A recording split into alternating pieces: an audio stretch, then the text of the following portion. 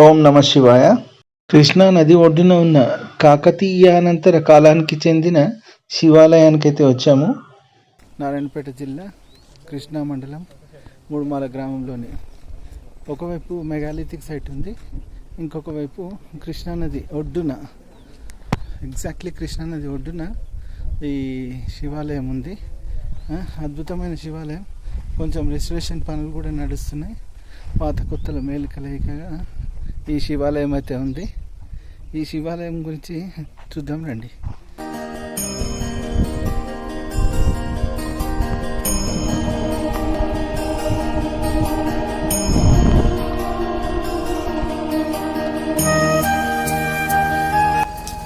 నాలుగు వైపుల ద్వారాలు కాకపోతే బంద్ చేసిండ్రు. ఓన్లీ అన్ని వైపులా బంద్ చేసి ఉంది కదా. ఇది ఒరిజినల్. ఇది ఈ 4 స్తంభాలు ఒరిజినల్. ఇది తర్వాత పెట్టి క్లోజ్ చేసింది అనమాట. ఇక్కడి వరకే ఇది. ఈ ఈ కొత్త కూడా తర్వాత కట్టింది. ఇక్కడి వరకు ముందు వైపున కూడా తర్వాత కట్టి సెక్యూరిటీ పర్పస్లో క్లోజ్ చేసిండ్రు. ఈ ద్వారం ఏర్పాటు చేసిండ్రు. ఇది ఒక శివాలయం. ఇదైతే ప్రస్తుతానికి బంద్ ఉంది. మనకి ఇందులో నుంచి అయితే స్వామివారి దర్శనం ఇస్తున్నారు. మీరు చూడండి. కృష్ణా నది ఒడ్డున మూడుమారులో వెలిసిన శివాలయం, పాతది.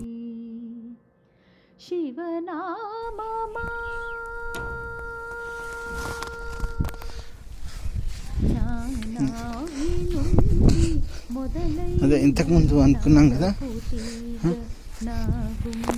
ఫస్ట్ వెనక వైపు ఉన్నవి 4 స్తంభాలేమో ఆలయము, ముందటేమో మంటపం ఉండేది. ఇది క్లోజ్ చేసిండ్రు. ఈ చింత చెట్టు లేదా ఈ చింత చెట్టు నుంచి మంటపం నుంచి వెళ్తే ఆ ఎదురుగా మంటపంలో మనం ఇందాక చూసిన ఆలయం ఉంటుంది అన్నమాట. ఇది కొంచెం రిపేర్ అయితే చుట్టూ గోడ కట్టి, విశ్రాంతి మంటపం ఉంటే చుట్టూ గోడ కట్టి రూమ్ లాగా వసతి ఏర్పాటు చేస్తుండ్రు. పైన స్లాబ్ ఉండేది కదా, గోడలు కూడా కొంచెం రిపేర్ వస్తే మొత్తం రిపేర్ చేసి వసతి కోసం దానికోసం ఏర్పాటు చేస్తుండ్రు. భక్తుల విడిది కోసం కానీ పెళ్ళిళ్ళు భోజనాలు ఏదైనా చేసుకోవడానికి చేసి. ఇప్పుడు మనం మంటపానికి ఇంకోవైపు ఉన్న ఆలయానికి వెళ్దాం. ఈ ఆలయం కాకతీయ శైలిలో నిర్మించినా కూడా కాకతీయానంతర కాలంలో నిర్మించినదే అని చరిత్రకారుల అభిప్రాయం. ఏకకాలంలో 4 వైపుల నుండి శివుడిని దర్శనం, పూజలు, అభిషేకాలు చేసుకునే విధంగా ఈ శివాలయం సర్వతోభద్ర శైలిలో నిర్మించబడింది.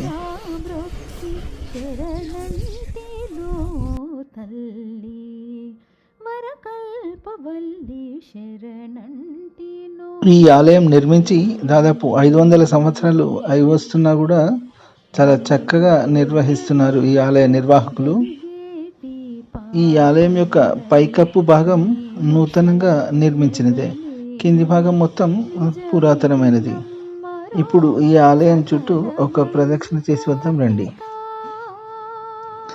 4 వైపులా ఉన్న ప్రవేశ ద్వారాలపై లలాట బింబంగా 2 చోట్ల గజలక్ష్మీదేవి, ఒక చోట నరసింహస్వామి వారు, మరి ఒక చోట వినాయకుడు మనకి ఇక్కడ కనిపిస్తారు. సర్వతోభద్ర శైలిలో నిర్మించిన ఈ ఆలయం నిజానికి 16 కాళ్ళ మంటపమే. అందులో మధ్య భాగంలో మనకు మూలమూర్తిగా శివలింగాన్ని, అందులో బ్రహ్మసూత్ర శివలింగాన్ని ప్రతిష్ఠించడం జరిగింది.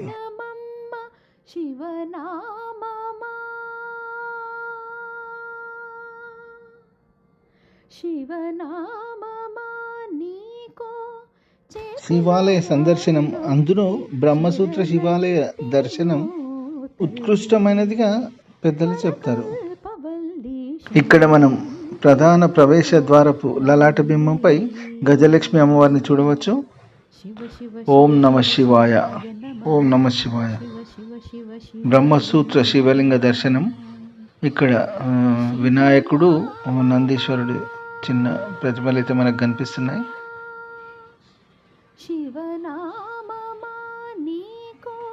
ఓం నమ శివాయ. ఓం నమ శివాయ. గర్భాలయ పైకప్పు భాగం క్రాస్ బీమ్ టెక్నాలజీతో నిర్మించినట్లుగా మనకి ఇక్కడ కనిపిస్తుంది. పైకప్పు మధ్య భాగంలో రెండంచెల పద్మము మనకు అందంగా చెక్కబడి కనిపిస్తుంది.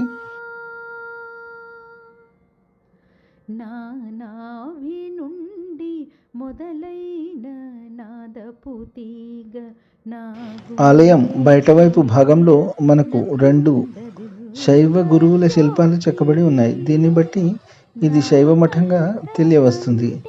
మరొక వైపు ప్రధాన ద్వారపు లలాట బింబంపై నరసింహస్వామిని ఇక్కడ మనం చూడవచ్చు. మరియు 2 వైపులా సూర్యచంద్రుల శిల్పాలు కూడా చెక్కబడి ఉన్నాయి చూడండి.